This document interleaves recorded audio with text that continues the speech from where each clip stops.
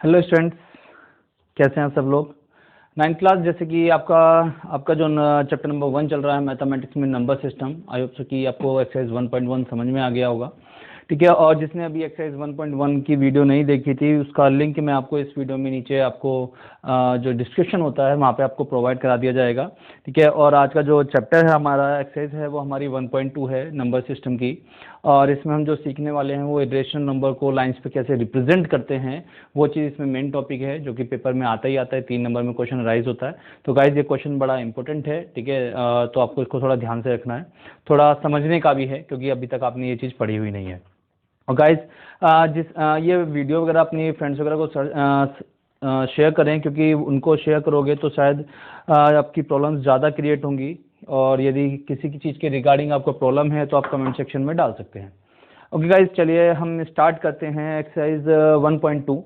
1.2 में जैसे हम नंबर सिस्टम पढ़ रहे हैं तो नंबर सिस्टम में हम इरेशनल नंबर, आपकी जो नेक्स्ट एक्सरसाइज 1.2 है इसमें हम इरेशनल नंबर पढ़ने वाले हैं। गाइज इसमें थोड़ा सा ये ध्यान रखना है, आपको पता ही है इरेशनल नंबर क्या होता है, जिसको हम पी अपॉन क्यू के फॉर्मेट में रिप्रेजेंट नहीं कर सकते, हम उसको इरेशनल नंबर बोलते हैं। लाइक आपका जैसे रूट में कोई वैल्यूज होती हैं उसको इरेशनल नंबर बोलते हैं। कोई कांस्टेंट लाइक पाई है तो उसको हम इरेशनल बोलते हैं। और उसके अलावा आप बोल सकते हैं जो आपके नॉन टर्मिनेटिंग रिपीटिंग होते हैं उसको हम बोल देते हैं। लाइक जैसे 0 1 0 1 1 0 1 1 1, मतलब कि कोई एक सिस्टमेटिक पैटर्न नहीं होता तो उसको हम इरेशनल नंबर बोल रहे हैं।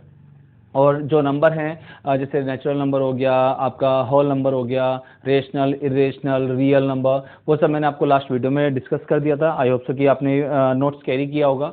और जो बच्चे नोट्स कैरी नहीं कर रहे हैं वो नोट्स कैरी कर लीजिए, क्योंकि ये आपका फिर आगे काम आने वाला है। ओके गाइस, चलिए हम एक्सरसाइज 1.2 स्टार्ट करते हैं।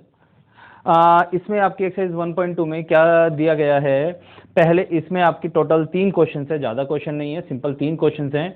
और आपको ये देखना होगा कि उसके अंदर क्या करना है। 3 क्वेश्चन हैं जिसमें कि फर्स्ट क्वेश्चन में 3 पार्ट दिए गए हैं, सेकंड क्वेश्चन मतलब कि फर्स्ट और सेकंड तो कंप्लीटली एक तरीके से थ्योरेटिकल है, लेकिन जो थर्ड पार्ट है उसमें आपको थोड़ा समझना होगा। गाइज ये जो हम थ्योरेटिकल पार्ट बोलते हैं जो एक नंबर क्वेश्चन है बड़ा इंपॉर्टेंट है, क्योंकि आपका पैटर्न चेंज हो गया है।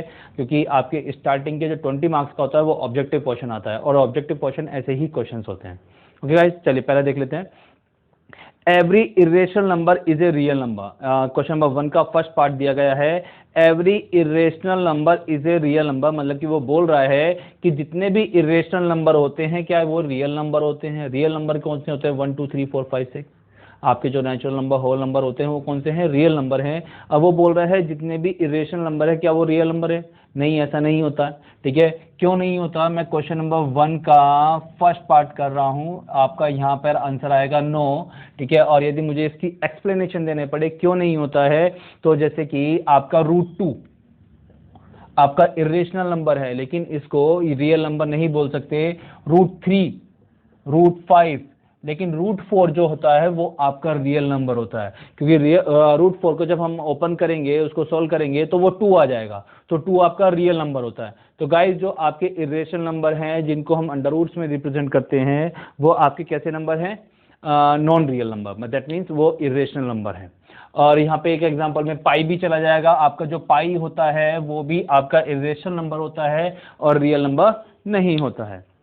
ओके गाइस, ओके सेकंड, इसका सेकंड पार्ट ले लेते हैं। Every point on the number line, आपके जो नंबर लाइन पर हम रिप्रेजेंट करते हैं, 8th क्लास में आपने नंबर लाइन पे एक लाइन ड्रॉ करके उस पर जो नंबर को रिप्रेजेंट करते हैं उसको हम बोलते हैं every point on the number line is of the form of √m where m is a natural number. वो बोल रहा है जो आपके इरेशनल नंबर है अंडर रूट के अंदर, क्या उन सबको हम नंबर लाइन पे रिप्रेजेंट कर सकते हैं? क्या मैं √2 को नंबर लाइन पे रिप्रेजेंट कर सकता हूं? क्या मैं √5 को नंबर लाइन पे रिप्रेजेंट कर सकता हूं?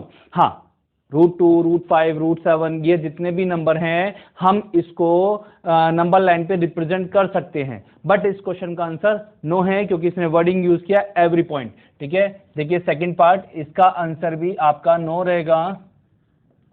क्यों रहेगा? हम √2, √5 को नंबर लाइन पे तो रिप्रेजेंट कर सकते हैं, लेकिन यदि कहीं पर माइनस के अंडर रूट के अंदर -5 आ जाए या अंडर रूट के अंदर -3 आ जाए तो इसको हम रिप्रेजेंट नहीं कर सकते हैं। क्यों नहीं कर सकते? क्योंकि आपको पता होगा, शायद आपने पढ़ा है, जो अंडर रूट के अंदर यदि कोई वैल्यू माइनस में है तो उसको हम क्या बोलते हैं? Complex number.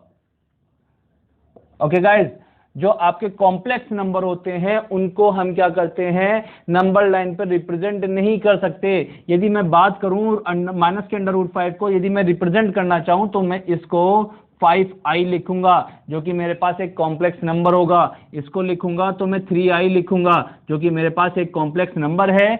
इसको मैं आपकी नंबर लाइन पे रिप्रेजेंट नहीं कर सकता। इन शॉर्ट फॉर्म में हम बोल सकते हैं कि आपके जो कॉम्प्लेक्स नंबर होते हैं उनको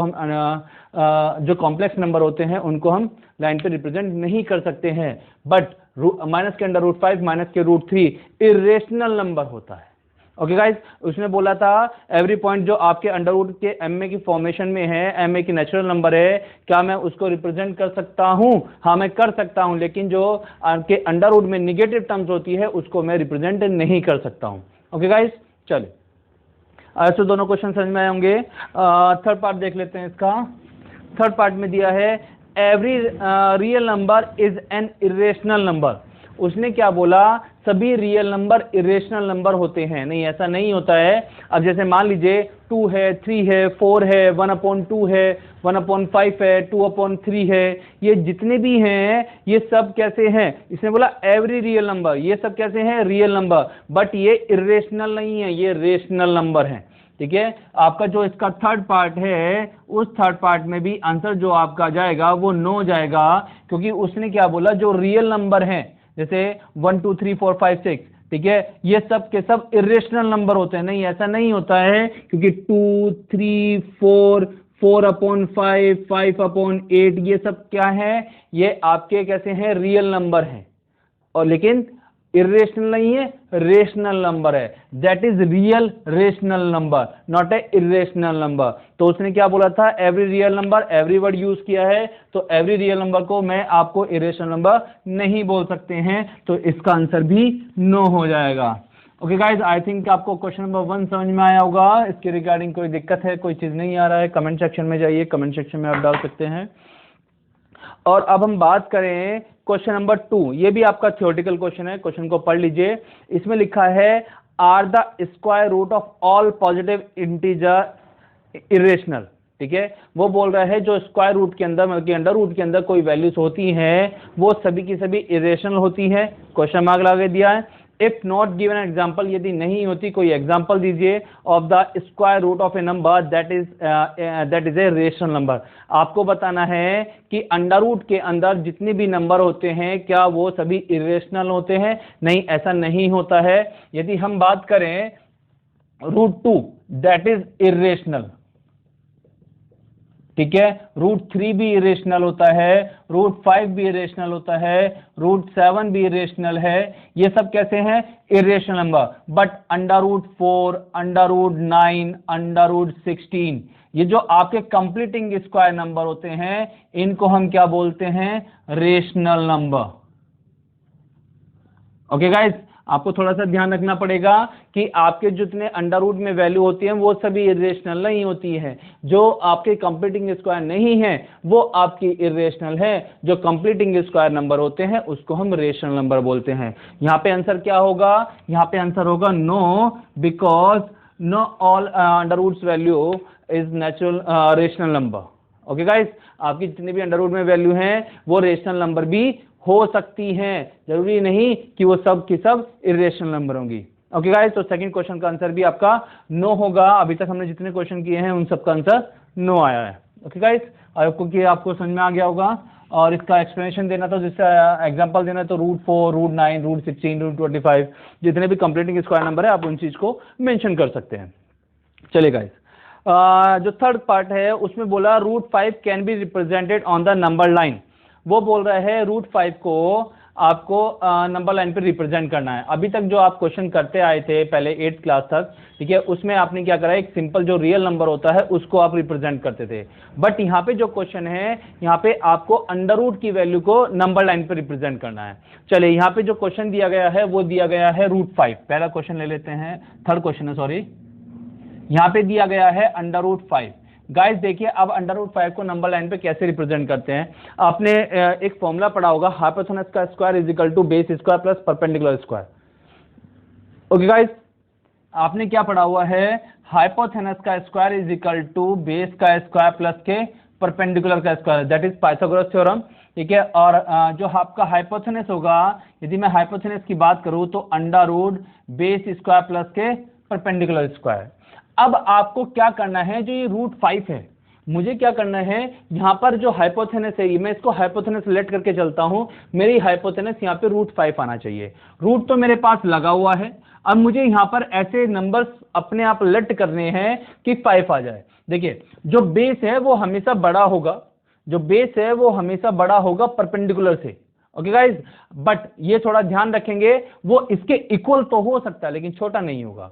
तो यदि मैं बेस को 2 रखूं, 2 का स्क्वायर, और परपेंडिकुलर को 1 रखूं, मैंने क्या किया, बेस को तो 2 रख दिया और परपेंडिकुलर को 1 लेट कर लिया, तो ये क्या हो जाएगा, इसको जब मैं सोल्व करूंगा, under root 4 + 1 that is under root 5। Okay guys, देखिए मेरे पास क्या है, अंडर रूट 5 है। ठीक है, मुझे हाइपोथेनस की फॉर्मेशन में अंडर रूट 5 लेके आ गया, जहां से मुझे पता लगा कि मेरा बेस जो होगा वो 2 होगा और जो परपेंडिकुलर होगा वो 1 होगा। चलिए अब नंबर लाइन पे चलते हैं। नंबर लाइन पे स्टार्ट करना है, मान लीजिए ये 0 से स्टार्ट करें, 0 1 2 3 4 5। आप क्या करेंगे, 1-1 सेंटीमीटर का गैप आप इसके बीच में ले लेंगे। ठीक है, चलिए अब आपने क्या करना है, आपका बेस जो होता है वो हमेशा नंबर लाइन पर होगा, जो आपका बेस होगा वो नंबर लाइन पर होगा। बेस कितना है, 2, तो 0 से लेकर 2 तक का आपका ये क्या हो गया, ये बेस हो गया गाइस। ठीक है, ये आपका बेस हो गया। अब बेस होने के बाद आपको परपेंडिकुलर चाहिए। परपेंडिकुलर क्या होता है, परपेंडिकुलर होता है जो आपका बेस के साथ 90 डिग्री का एंगल फॉर्म कर रहा है। तो आप क्या करेंगे, पहले आप यहां पे 90 डिग्री का एंगल बनाएंगे, किस पर, पॉइंट नंबर 2 पर। गाइस क्या करेंगे, कंपास से बनाना है। आपने क्या करा, 90 डिग्री का एंगल बना लिया। एंगल बनाने के बाद आपने इसको लाइन को ड्रॉ कर दिया। ठीक है, जैसे आपने यहाँ पे 1 इंच का या 1 सेंटीमीटर जो भी आप गैप ले रहे हैं वो 1 इंच ज्यादा अच्छा रहेगा, यदि आप 1-1 इंच का ले लेंगे। यदि आपने यहाँ पे 1 इंच का गैप लिया है तो यहाँ पर भी आप 1 इंच से मार्क करेंगे, क्योंकि आपका जो परपेंडिकुलर है वो भी 1 है। ओके गाइस, तो मैंने क्या करा, यहाँ से 1 कंपास में डिस्टेंस लिया 1 इंच का और मैंने इस पे मार्क कर दिया। मार्क करने के बाद मैं 0 को इस वाले पॉइंट से मिला दूंगा। ये मान लीजिए ये ए है, ये बी है और ये सी है। ठीक है, मेरे पास ए सी ये निकल के आ गया। अब जो मेरे पास जो ए सी आई है, ये वैल्यू कितनी है, √5, क्योंकि पाइथागोरस हम क्या बोलती है, 2 का स्क्वायर प्लस 1 का स्क्वायर दैट इज √5। अब आपको क्या करना है, देखिए यहाँ पे ये कंप्लीट नहीं हुआ है। ठीक है, यहाँ पे अभी थोड़ा क्या करना है, अब आपने यहाँ पे एक सर्कल ड्रॉ कर दिया। जैसे हम सर्कल ड्रॉ करते हैं, सर्कल ड्रॉ करने के लिए हमारे पास एक रेडियस होती है। हम क्या करेंगे, कंपास को यहाँ रखेंगे और यहाँ से यहाँ तक की डिस्टेंस को रेडियस लेट कर लेंगे।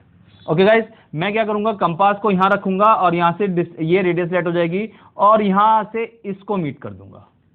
ओके गाइस, देखिए मैंने क्या करा, यहां पे कंपास रखा, यहां से यहां तक की डिस्टेंस को मेजर किया और मेजर करने के बाद और यहां से एक सर्कल ड्रॉ करना स्टार्ट किया। वो जहां पर कट करेगा, क्योंकि जो जहां पर कट करेगा उसकी वैल्यू कितनी होगी, √5।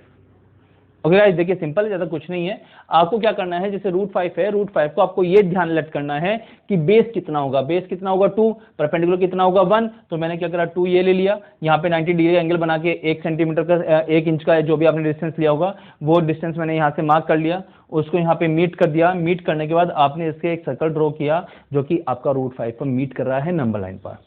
क्या सिंपल है, ज्यादा इशू नहीं है। तो आपको समझ में आया होगा कि हम कैसे कर रहे हैं। ठीक है, ये क्वेश्चन बड़ा इंपॉर्टेंट है, पेपर में 3 नंबर में आता है। यहाँ पर जो आपके पास पेपर में यहाँ पे क्वेश्चन में आपको √5 दिया है, √2 भी पूछते हैं, √3 भी पूछते हैं, √5 भी आ जाता है। वैसे 3 ही नंबर आते हैं, 7 भी कभी कभी अराइज कर लिया जाता है, बहुत रेयर केस में।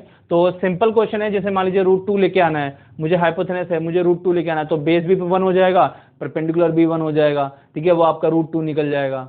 ओके गाइस, आई होप से कि आपको क्लियर है। ठीक है, आपकी जो एक्सरसाइज 1.2 है, ठीक है, इसमें बस इतना ही दिया गया है। ठीक है, 3 क्वेश्चन से स्टार्टिंग के 2 क्वेश्चन जो थे वो तो सब थ्योरेटिकल था, एक लास्ट क्वेश्चन में सिर्फ यही समझना था और ये 3 नंबर में राइज होता गाइस। ठीक है, तो इस क्वेश्चन को थोड़ा ट्राई कर लेंगे। ठीक है, इसको अपने हाथ से बना के देखेंगे, क्योंकि ये सिर्फ देख के नहीं आता है। हम क्या सोचते हैं कि ये हो गया, नहीं ऐसा नहीं होता, क्योंकि हमें आर्क में गड़बड़ हो जाती है। तो गाइस इसको थोड़ा सा आप प्रैक्टिस कर लेंगे। और अपने नोट्स को कैरी करेंगे। आई होप सो कि आपको एक्सरसाइज 1.2 भी समझ में आया होगा, और इसके रिगार्डिंग यदि आपको कोई प्रॉब्लम है, यदि कोई इशू बन रहा है तो आप कमेंट सेक्शन में डाल सकते हैं, ठीक है। ओके गाइस, जिससे मैं आपको बोला था चैनल को सब्सक्राइब कर लीजिए, क्योंकि नोटिफिकेशन नहीं आएगा, और बेल आइकन को दबाए, नोटिफिकेशन आपको प्रोवाइड हो जाएगा वीडियो डालने के बाद। जैसे प्रीमियर होता है ये आपको पहले ही पता लग जाएगा कि वीडियो कब आपका ऑनलाइन लेक्चर स्टार्ट होने वाला है, ठीक है। और वैसे आपका जो टाइमिंग है वो 4:15 का है। ओके गाइस, और कुछ आप पूछना चाहते हैं तो आप पूछ सकते हैं। Okay, thank you.